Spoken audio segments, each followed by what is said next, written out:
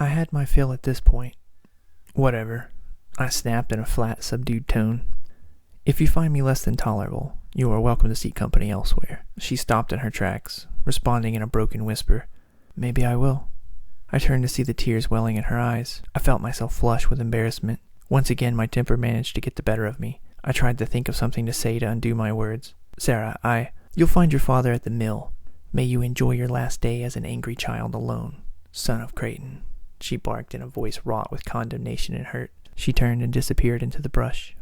I felt like an idiot. Surely I was a fool. She was my friend, and I enjoyed her company more than I would admit. With the shame of self-defeat heavy in my heart, I turned to continue the rest of the way on my own. Father would not likely be pleased to see me arrive alone if he had in fact meant to see us together. We had nearly reached the village before Sarah fled my company, and I was at the very least grateful that no one had witnessed my blunder. Hopefully nothing would come of it, but somehow I doubted it. I could already see the disapproval in my father's face. For once I found myself in need of the cryptic advice of the elders. My late grandmother Diala would likely have offered the wisdom needed in her warm, soothing voice. Unfortunately, she and Darius had passed within a fortnight of one another, leaving a chill void around the fire that its flames could not hope to warm. Instead, I was likely to meet with a good scolding from Grand Helena, a far less desirable outcome. I made my way through the village by the way of the winding path that led down toward its center. Wildlings ran amok, already painted in all manner of color for the celebration ahead. As I neared the stone steps leading down to the fire circles, a shiny object came crashing down to shatter at my left, giving me quite a start as I lumbered along, deep in thought. I jumped clear and looked up in the direction from which it came, just in time for someone to call down an apology. Sorry. They were hard at work hanging ornate bulbs from the canopy above the village center, crafted from bits of malachar shell.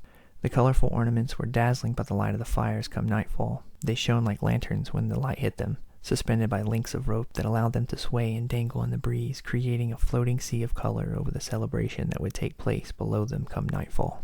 I continued through the busy village center. The place was buzzing and very much alive with the Devi hard at work. Heaps of firewood were stacked throughout to keep the fires burning through the night. As more was wheeled in by the cartful, the air was a perfume of roasting meat mixed with the sweet aromas of breads and pies baking in clay ovens. My stomach churned and my mouth watered at the smell of it all. The festival was a time of warmth and celebration for our people, and this particular festival was to be unforgettable. As I walked through the center, I was surrounded by friendly chatter and laughter as the village worked away towards a common goal. Suddenly my spirits brightened, and the fallout with Sarah seemed distant. There was so much more to look forward to on this day. For my generation, this was a one-in-a-lifetime experience. This was my last festival as a child, a celebration of the coming of age before all our people. We were one, we were strong, we were the Devi. With a new perk in my step, I picked up the pace and raced toward the river. The mill stood visible in the distance along the bank, somewhat obscured by the sea of gently swaying grass that covered the slopes leading to the water.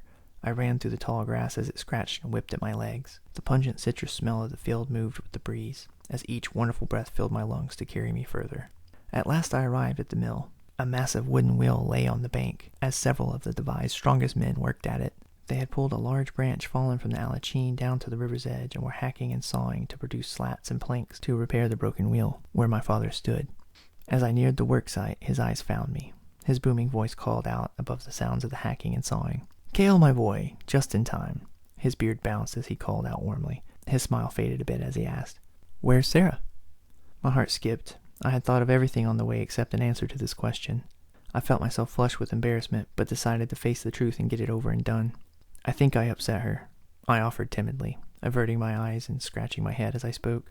My father's smile returned, and he simply shook his head. "Oh boy, sounds like you've taken your first steps into romance, and by the sound of it, you're a natural like your old man." The men who were listening burst into laughter. He was indeed playing matchmaker, and wasn't the slightest bit uncomfortable with admitting it, so openly at that. I thought of jumping into the river. Defeat must have been evident in my expression. He chuckled, placing a hand on my shoulder. "Don't fret over it, son. You've got your whole life ahead of you. It's not the last time you're likely to meet the scorn of a woman. It's best to let her cool down a bit, trust me. You can make it right in time if you so choose. She has her mother's temper. Count yourself lucky you haven't got a black eye." The men erupted in laughter again. "Now, I need you to pick up about a dozen pins like this one from Balthar. Run on back here as quick as you can," my father instructed. He handed me a heavily rusted iron pin, roughly the size of a finger. "The damned wheel broke away from the shaft again. This time we mean to fix it good. Take this to carry 'em." He handed over a leather pouch along with the rusty pin. "Father," I responded in acknowledgement before I turned to run back in the direction of the village. As I ran up the grassy slope toward the village, the same wind that whipped through the grass seemed to flow through me as well, returning the pep to my step and making the climb easy. My father hadn't been the slightest upset with my blunder with Sarah. Better yet, I had been handed an opportunity to visit Balthar's shop. Returning from the river offered my favorite view of Reisenbow. The lengthy, intertwined branches of the Alachine towered over the village, adding a majesty to the soft billowing smoke that rose to dissipate through the canopy. Balthar's shop was attached to the third outermost dwelling on the lesser western ridge.